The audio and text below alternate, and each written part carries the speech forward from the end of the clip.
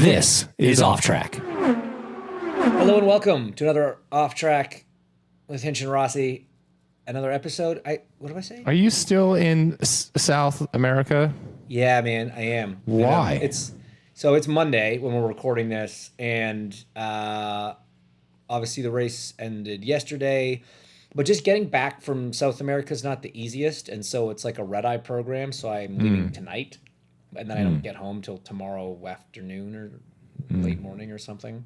But so then you're like home for 10 days, right? Yeah, I'm home for a while. It's nice. I have one small trip I got to do out to Arizona next week, but for the most part, home for a while, which is nice. And then, we're gonna go see a horse race. Sure are. 12 days. 12 days till a horse race. LFG. So I'm spending a day catching up on work and life that gets ignored when you're on the road and working and stuff. So that's been good, but I am anxious to get home. 3 weeks, man. It's been 3 weeks bouncing around. And you know how we're a travel podcast? So yeah, we haven't talked about travel in a while. No, we haven't, which is weird because I've been doing a lot of it. But you know how we had the discussion of like whether or not you are the unpack your bag or just live out of your suitcase kind of person? And for me, it was always like it had to be like a minimum amount of time, like less than 4 days. I'm not unpacking my bag. There's just no way. And I'm rarely in places for more than 4 days. Well, this trip I have been. And so I was so good when I got to Austin, unpacked the whole bag, hung up everything, filled up the drawers. Great. Felt like a real grown-up, a real experienced traveler. Perfect. Easy to pack everything up at the end of the trip to head to Mexico. Got to Mexico, hung everything up, used all the drawers. Great setup. Packed it up nice and quickly and easily because it was all nicely organized. Got to Brazil, got in late, immediately went out with some of the crew, got back to hotel late, said I'll deal with this tomorrow.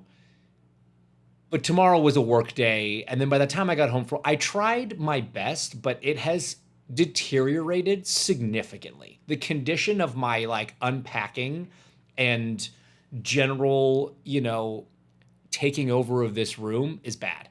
And this is, I realize, when you lose because I have lost track of a couple different items since I got to this room. And I got to start packing as soon as we're done this show.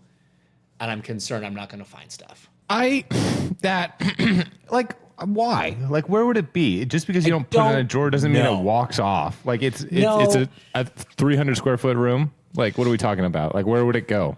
I think it's more that, like, stuff gets kicked under the bed, which obviously I'll look under, or I'll forget that I put something in a drawer, or I'll think that I put it in a drawer, and then once the drawer is empty, I'll stop looking for it, and I won't realize that it's, like, behind the chair because I just threw it there when I got home one night. Like, if you don't... A place for everything and everything in its place. No, I disagree. Your place for everything is your suitcase. So whether it's dirty, clean, folded, or unfolded, if it's near the vicinity of your suitcase, you're good. You should literally see. It look like my suitcase right now looks like it just got back from like 12 tequila shots and threw up all over the floor. That's what my suitcase looks like right now. It's very depressing. I was doing so well, man. I was so your proud. Suitcase is me on a trip or at home. Correct. Oh yeah, Tuesday. On a Tuesday. Yeah, exactly. Speaking of weekends, we'll get to mine last just because there's racing to talk about. But Tim, how was your weekend totally alone by yourself going up to Northern California? I noticed you shaved your face. So I did. Was that just because you didn't wanted like to how look you looked in the 15 mirror again. by yourself? You want to look 15 for change yourself? things. I like to change things up for you guys. So this was every totally week, just to your have a choice new and thing. only your choice. Correct. Yeah, we'll go with that. No, good weekend. Went up. It's not Northern California, by the way. It's Santa Barbara. Yes, north of you. Yeah. Yeah, it was nice. I saw my aunt up there. Stayed at the beach. I was supposed to see the Kimballs on Sunday, but because Kathleen asked me for your number at some point. Yeah. There was some change of plans on the return trip, so I didn't have time to see them. So I gotta see the Kimballs next time. It was a good trip. Thanks for asking. Good. How was Alex? How did you bet at all on Nakatomi? Hold on. Yeah, you got to fill people Oh wait, in hang on on. that. I did put all my Christmas decorations up already. I did that November 1st. Oh yeah. So all of yeah. my You did send us I that. hate that. I hate that. That's how you do things. Like you're It's just like no respect for the turkey, and it's blowing really right upsetting. past Thanksgiving. It's insane. Thanksgiving I'm Canadian decorations and blow. I'm upset about that. They just Dude. don't decorate. Well, then Just I'm take going to put everything back in the closet, and while I'm back in the back of the closet where the decorations are, I'm not going to get the Christmas decorations out. Now you sound ridiculous. I'm not going in that It's closet not twice. that big a closet, and it Yeah. ain't that far But from it's the very living room. full. It's very full. And just stack it so that the Christmas decorations are at the front, and the next thing Then you that, can that's grab. prime real estate year round. I'm not going to do that. What are you talking about? No. As you wow, do you not?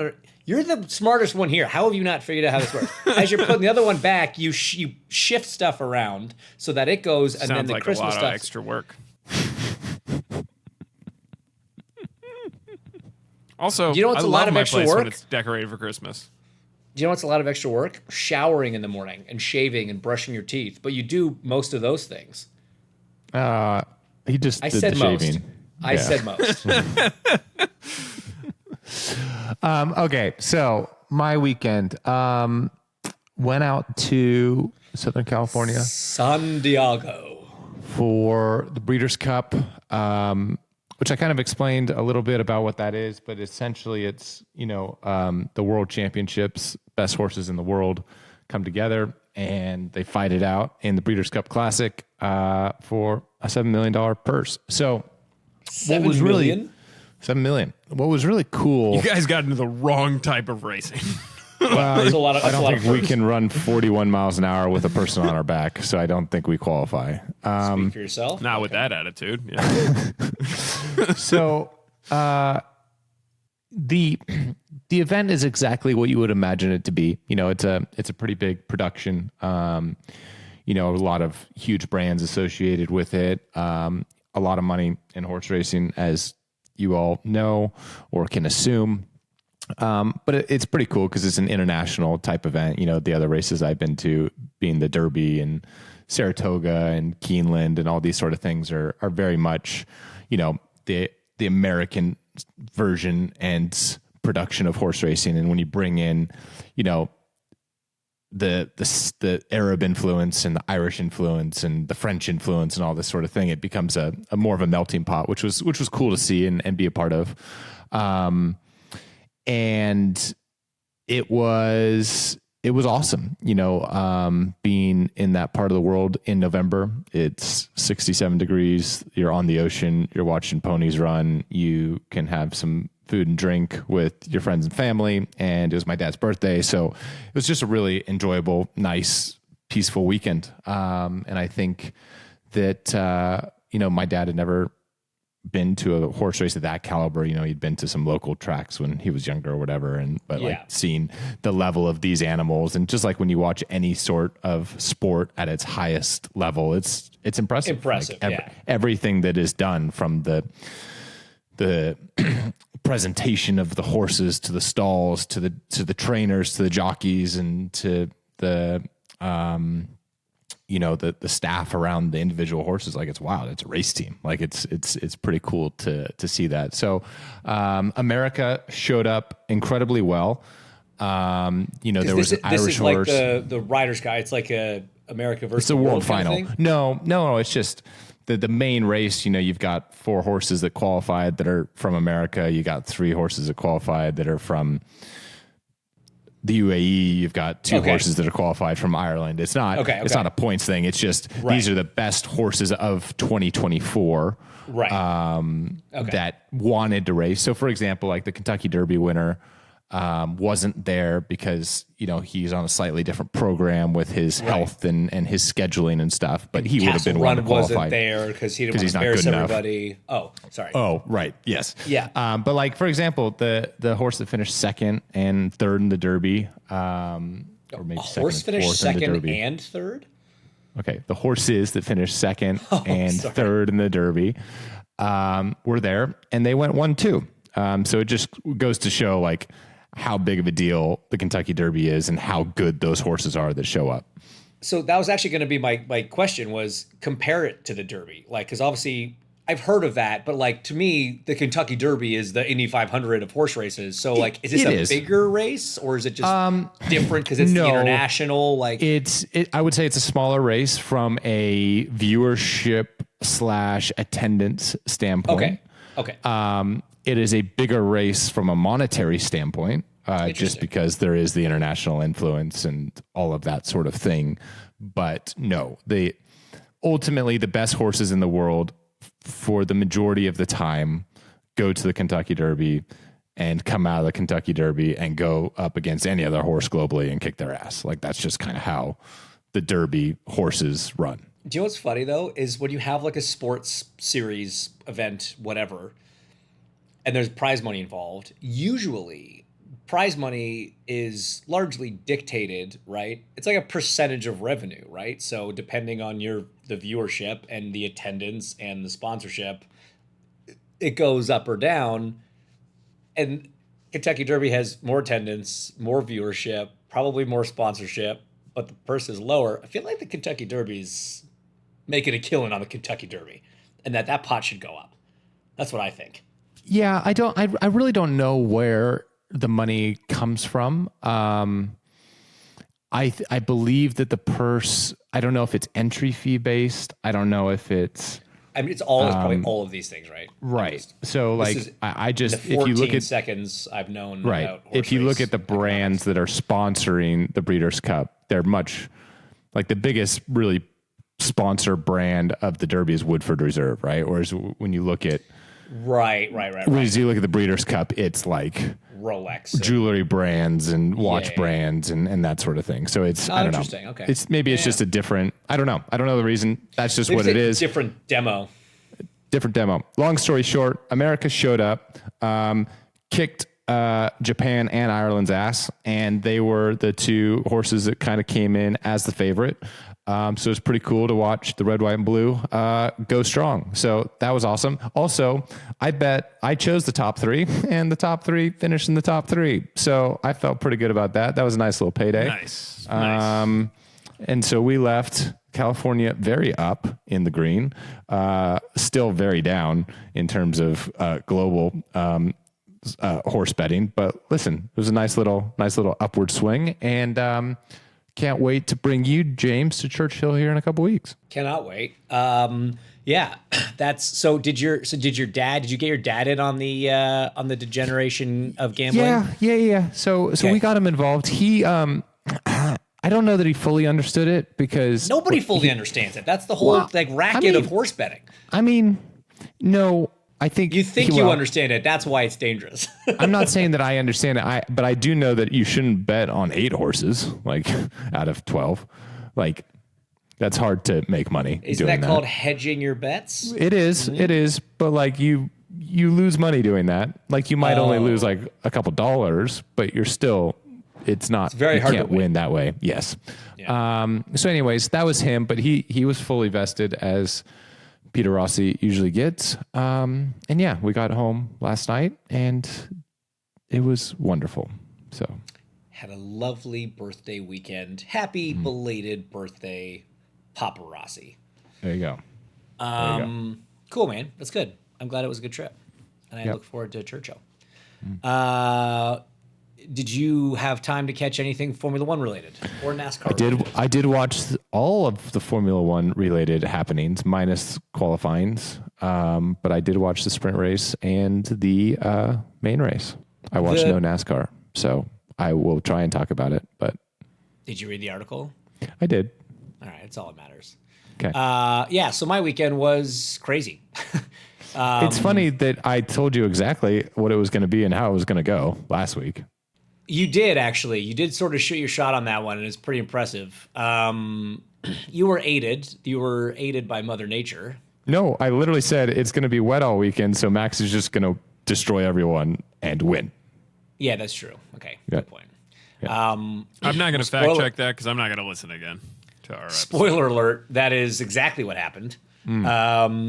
They say it rains 1 out of every 3 days in November in Brazil. Well, I've been here for 4, and let's just say they bought themselves a little bit of a buffer for a dry week. It's been wet and wild. And look here. I think I've said this before. Like sprint races they're tough to cover. Like they're a lot of work for everybody that's involved in the sport. But the promoters love them, and the series loves them, and the fans love them. So they're not going anywhere, unfortunately. I still don't love them. Even as a fan, I don't love them. But they're a lot of work when you're working it. So anyway, we do this. The sprint gets off on Saturday morning, and it was fine. Team orders, Lando got let by Oscar as he should have, like totally fine. Going to the script. What? You already disagree? Yes, Alex. No, I don't disagree. But are you going to bring up the whole VSC thing and the timing of that? Because that looked very suspicious. Good call. I have no issue with the team orders, but why was it delayed so much when? Right. Yes. Yeah. It's funny. Sunday was such a show. I totally forgot about all the stuff on Saturday.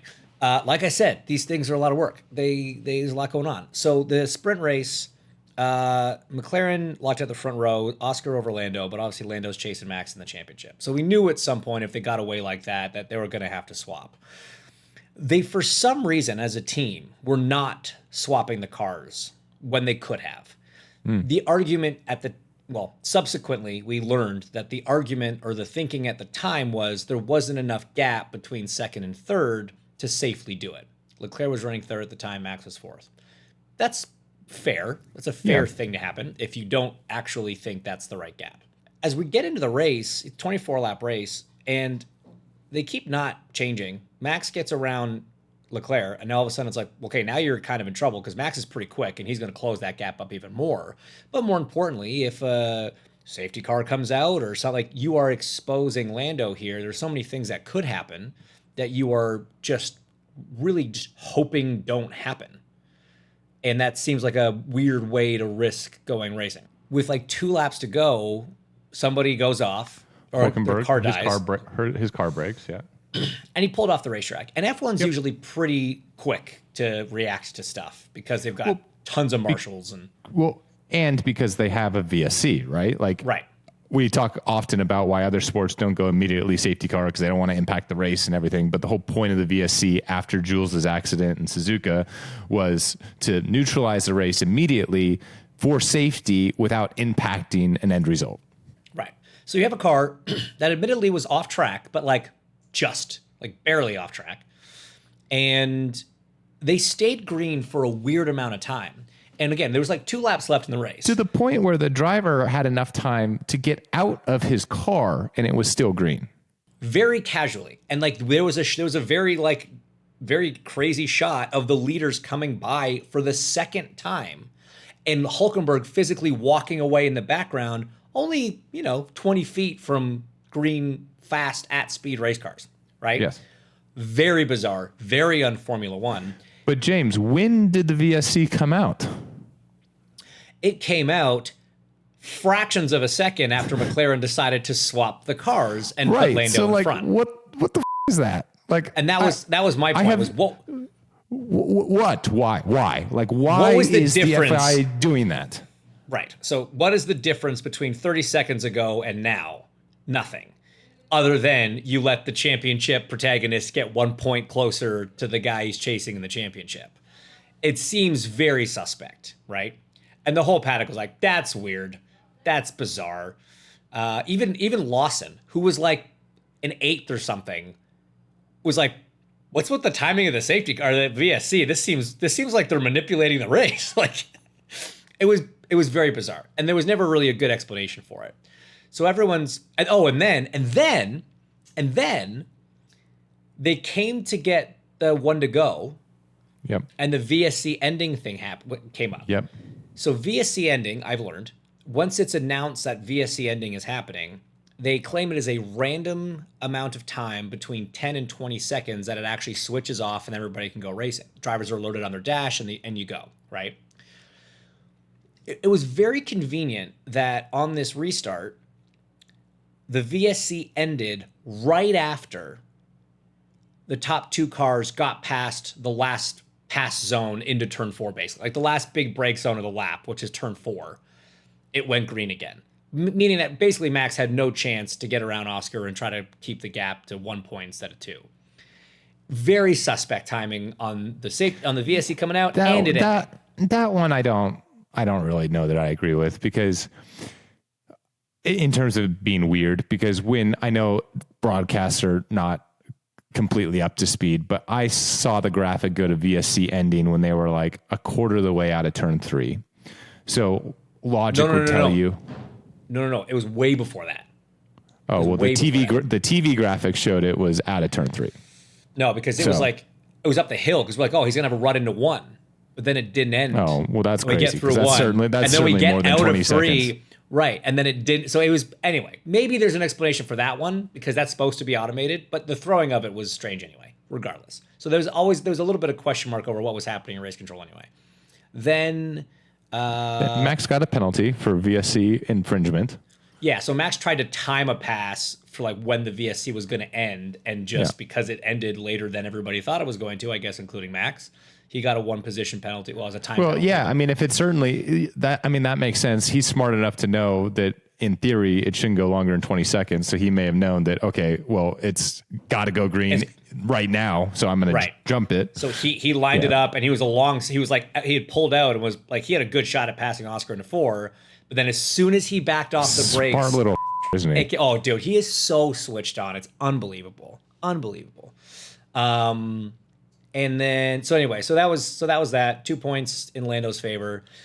Qualifying was supposed to be after that, and it got rained out. It was like heavens opened, biblical rain, 2.5 hour fill on F1 TV, just looking at water coming down and making stuff up to talk about. It was so funny, man. Like, normally your show is like you've got a run of show, you've got every kind of segment laid out, you've got interviews in the can that you're going to play at certain points, all this stuff, whatever.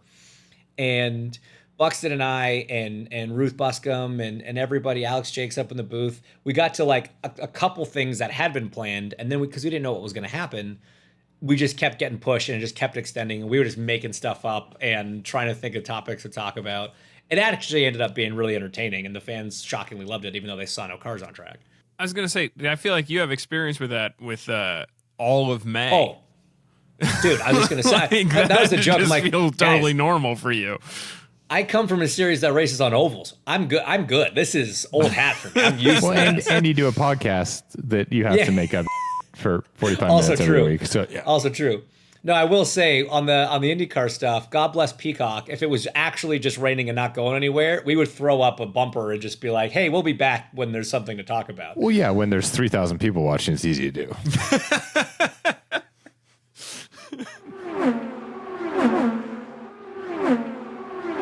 We pulled off a great show, all things considered, on Saturday, but that meant for like the 5th or 6th time in history, they had to do qualifying Sunday morning before the race. And what was so tough about this... Super Sunday. What's crazy about this, weird stat, every time that had happened in the 5 previous times, it was a German on pole every time. So Nico Hulkenberg was really excited. Same German? No. Amazingly not. So the problem is that when you looked at the forecast, Sunday actually looked like it was going to be worse weather-wise. And there was a very, very serious concern that we were not going to get any racing done and the event was going to be canceled. Because unlike IndyCar or NASCAR, we don't do rain days. We can't race on a Monday on the F1 side of things.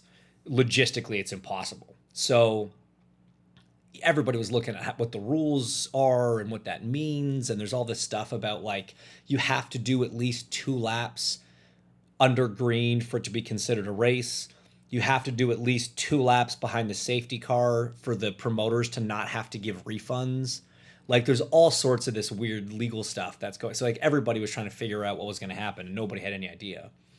Amazingly, we get in there Sunday morning at like 4:30 in the morning. Or no, we left the hotel at 5. 4 a.m. wake up, left the hotel at 5 after a 2-hour bus trip from the track to the hotel the night before, which was fun.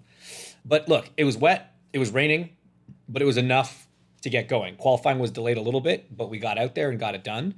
And man, the qualifying was insane. You said you didn't watch it? I didn't watch qualifying. I saw how most everyone destroyed their race cars. But unbelievable, man. Like because again, you don't normally qualify on race day. You don't normally have a warm up on race day. There's no chance to break your car on Sunday until the race, unless it's this. And 5 different drivers smoked the barrier. Alex Albon's was so bad he couldn't start the race, totaled the car. Think that there was a mechanical failure on it or some kind of issue with it because he lost under braking and destroyed the car. His Williams teammate, Franco Colapinto, hit the barrier, did some damage. Both Aston Martins hit different barriers, did some damage. And Carlos Sainz hit the barrier and did some damage. Remember those names. This is going to be important in a minute. So Don't tell me what to do. Yeah, that's fair. Lando got pole. Lando did an incredible job in the wet. He was awesome in the wet. And then I think George was second. The Alpines were quick. Ocon was in fourth. The V-carbs were second or third and fifth. Like it was a really mixed up grid as a result, but it was Max got hosed by a red flag. So another questionable call. Q2, cars in the wall. I forget if Max is in at this moment or not. I think he was. And I think that's why this is so dramatic. He was in, cars in the wall. It's in the wall. The defense of why the red flag wasn't thrown immediately was Stroll was trying to back out of the tire barrier and get back to the pits. Now, why this is a lame excuse. The car was very visibly quite damaged. So even if he was able to back up with the wheels not all pointing straight and start driving back to the pits, he would be so slow on track, it would be a yellow whatever sector he was in, right? So Alex, stay with me on this. If he's going to take 5 minutes to get back to the pits and there's 3 minutes left in the session, as long as he's on track, there's a yellow in some sector. And as long as there's a yellow in some sector, nobody can improve. Right. So why even let that be a potential option? Immediately throw the red because you know he's gonna essentially end the session anyway if he gets moving. So he doesn't get moving, but in the time, which was however many 30, 40, 50 seconds it was between the contact and the thing, Max was on a lap, but other people crossed the line improving because it was a drying track, and he got bumped down to 12th and didn't transfer to Q3. So again, very questionable way that everything played out. Very bizarre. Very bizarre. Max was furious. Also had an engine penalty, so ends up starting 17th. So he's at the back. Lando's at the front. It's the fairy tale script, right, to keep the championship battle alive. Except they forgot one thing. They forgot Verstappen. Max Verstappen. You call the rain the great equalizer, right? And to a certain extent, that's true. You still need a car that's not trying to kill you, but it does make a difference. Look, an Alpine in the top 5. That's not normal, right? The car's down on power, it's whatever, but that is masked a little bit in the wet. Max just maxed the out of that race. Like, there's two different, okay, so, all right. So first of all, you've got the leaders. Russell gets Lando off the line, right? And he just sits in his wheel tracks basically that whole first stint. And there was so much debate about whether the rain was getting worse, getting better. Was it going to dry? Was it going to go from full wet to full wets, from inters, all this stuff, right? All this back and forth.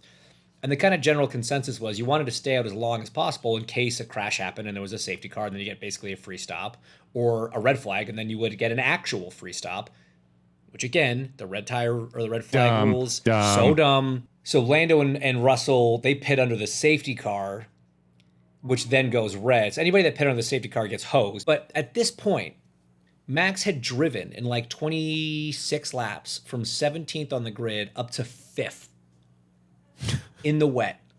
No DRS. He just drove around everybody, okay? So like with less than half the race, he made it up to 5th.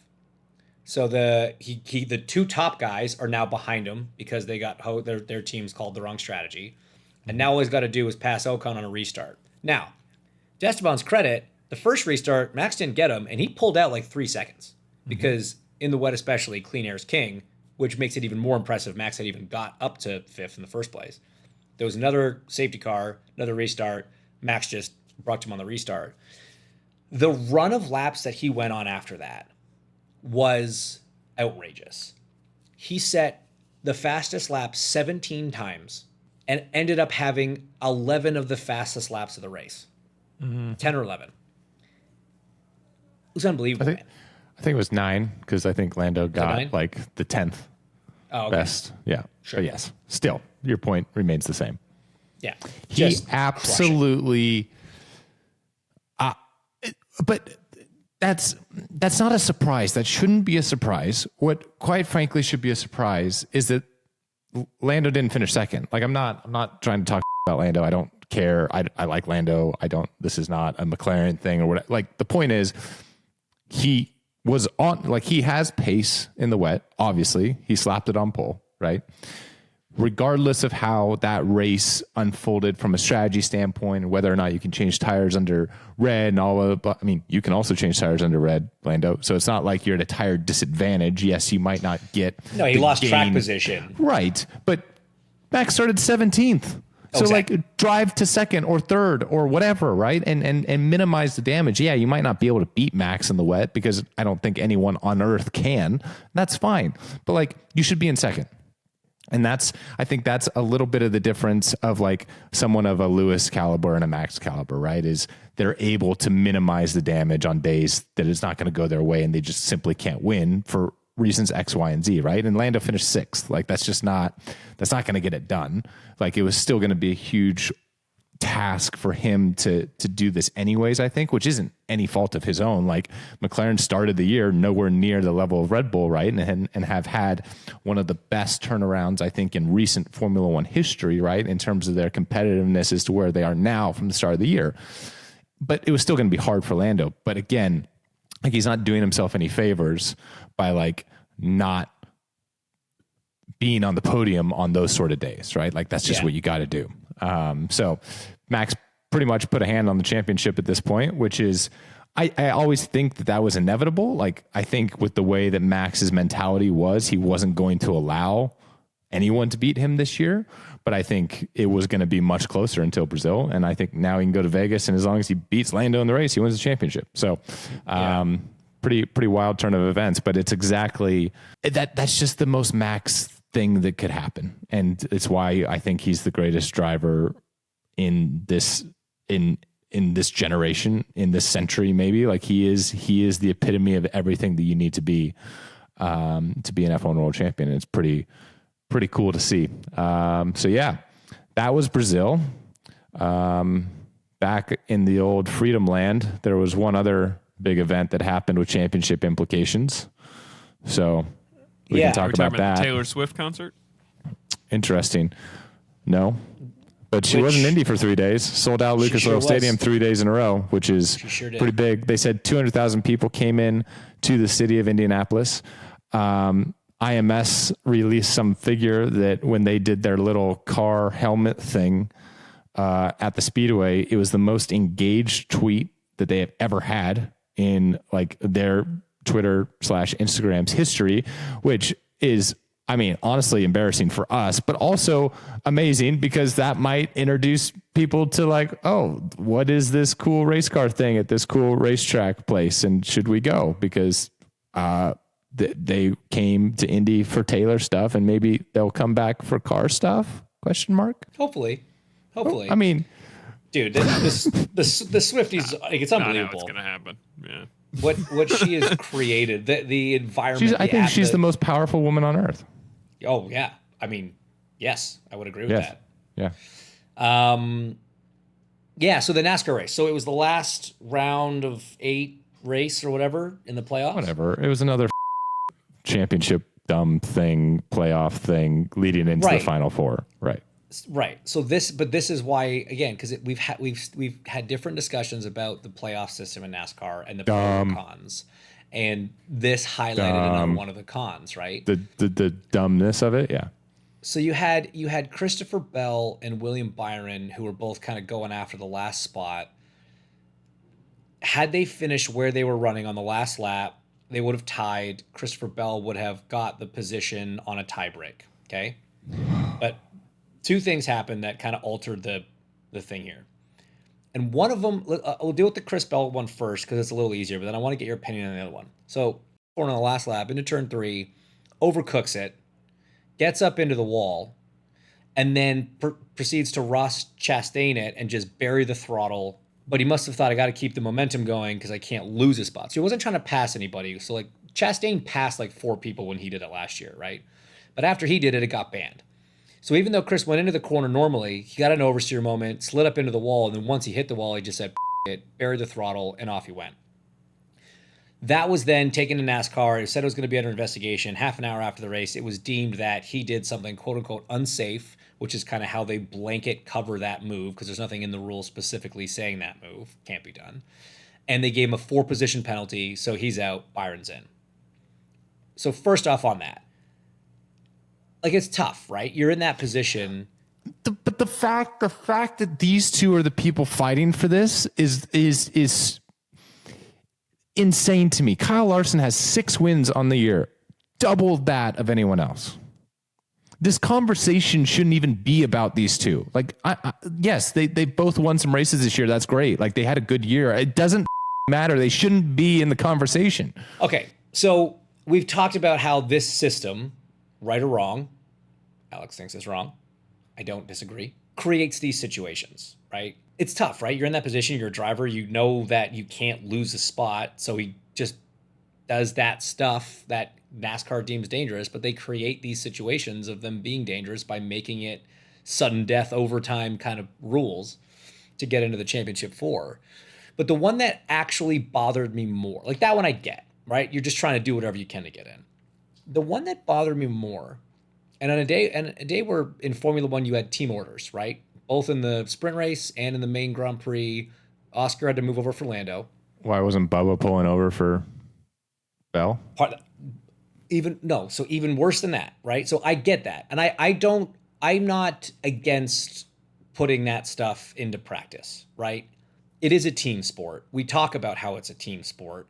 So not having your teammates help you in a situation where they can help you when they cannot benefit from fighting you, why wouldn't you do it, right? Like by saying it's not, by not doing that, you're basically admitting it's not a team sport. So I'm actually okay with it, right? It sucks when it happens, but I'm okay with it. What was interesting about the NASCAR situation is there was manufacturer interference in the sense that Bell's drives for Toyota, Byron drives for Chevy. There were 2 Chevy cars that ran side by side, taking up both lanes of the racetrack behind Byron, not passing each other and not trying to pass him to make sure that he didn't lose a spot and fall out of the transfer position. That's where that one gives me the heebie-jeebies a little bit, right? Like I know that in plate races, manufacturing cars will get together and they'll work together and stuff. And that I kind of understand, right? But like, that's for offense.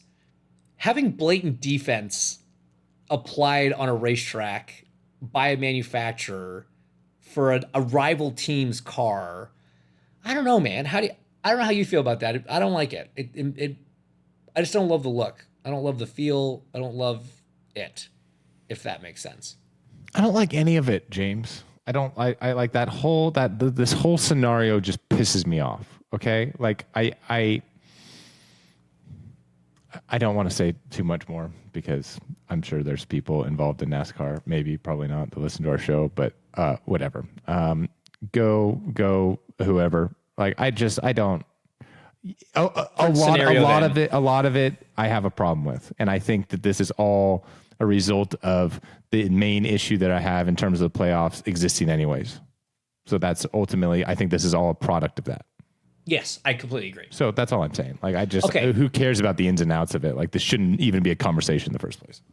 So let's change the scenario a little bit and say it was like you've got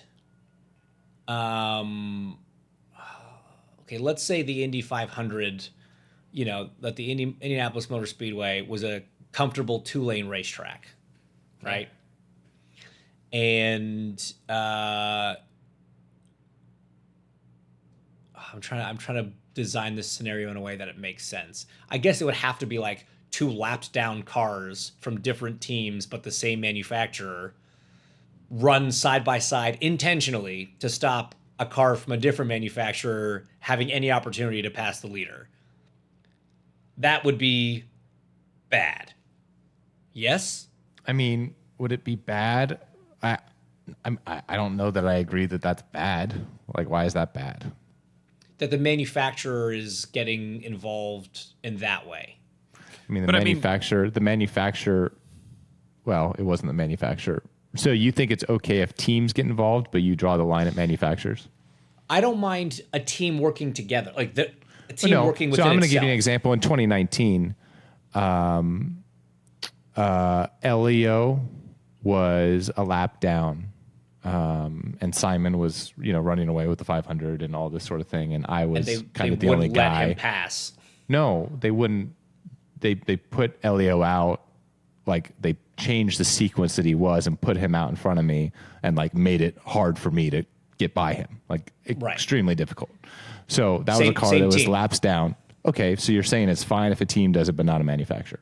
This isn't people working together to like, oh, I'm going to help him get a fuel number by being in front of Simon. This is, I'm going to intentionally impede the main competitor that Simon has. Yes. No, I'm with you. See, Okay. I'm with you. So I then, think helping your own team rather than hindering another competitor so that's where you is draw a lot the line. more tolerable. Okay. Yeah. So whether it's a team doing it or a manufacturer doing it, you have an issue with it. But like, If it's hindering somebody else. Okay.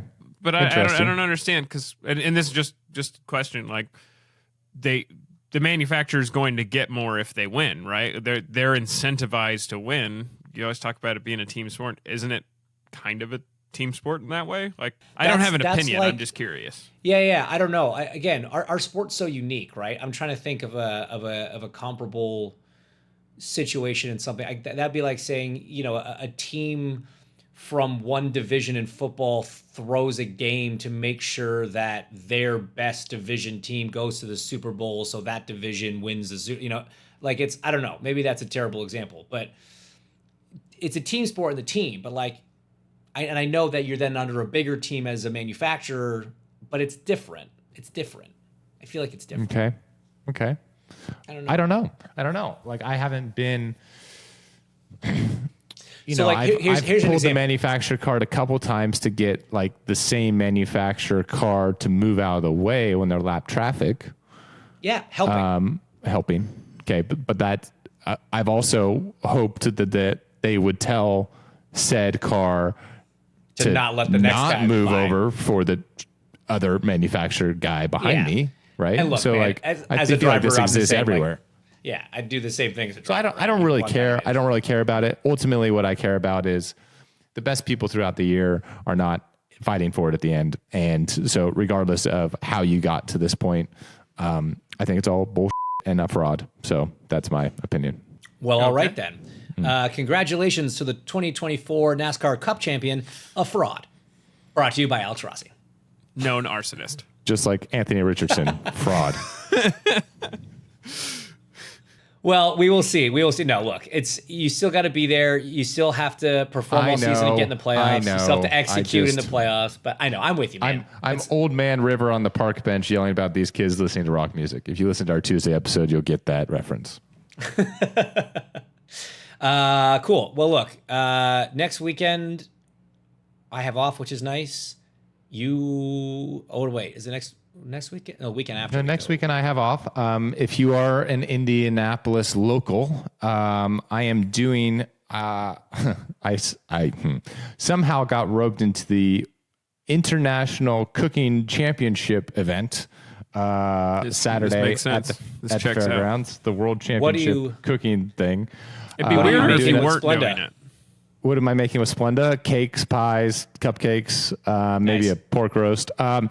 Listen, it's the celebrity team event. I'll be with Clayton Anderson, good friend of ours, country singer, big IU fan. Indiana University Hoosiers are good at football. 9-0. Who would have thought? Unbelievable. So yeah, that is my Saturday, and looking forward to trying not to embarrass myself. Fair enough. Yeah. Tim, any plans for the weekend? My neighbors are getting married, so I'm going down to Long Beach for a wedding. That's all I got. All right, guys. Well, have a good lazy weekend. Have a good wedding, Tim, by yourself. And then we'll see you guys next week, and we'll see how Alex feels about whoever won the NASCAR championship. This has been Off Track with Hinch and Rossi. Off Track is part of the SiriusXM Sports Podcast Network. If you enjoyed this episode and want to hear more, please give a 5-star rating and leave a review. Subscribe today wherever you stream your podcasts. We are at Ask Off Track on Twitter and Instagram, and if you want to follow us on Twitter, we're at Hinchtown and at Alexander Rossi. If you want to follow Tim, though we have no idea why you would, he's at the Tim Durham on Twitter. Find us on YouTube and subscribe to our channel for exclusive video content. Off Track is produced by Tim Durham, and by that we mean Tim.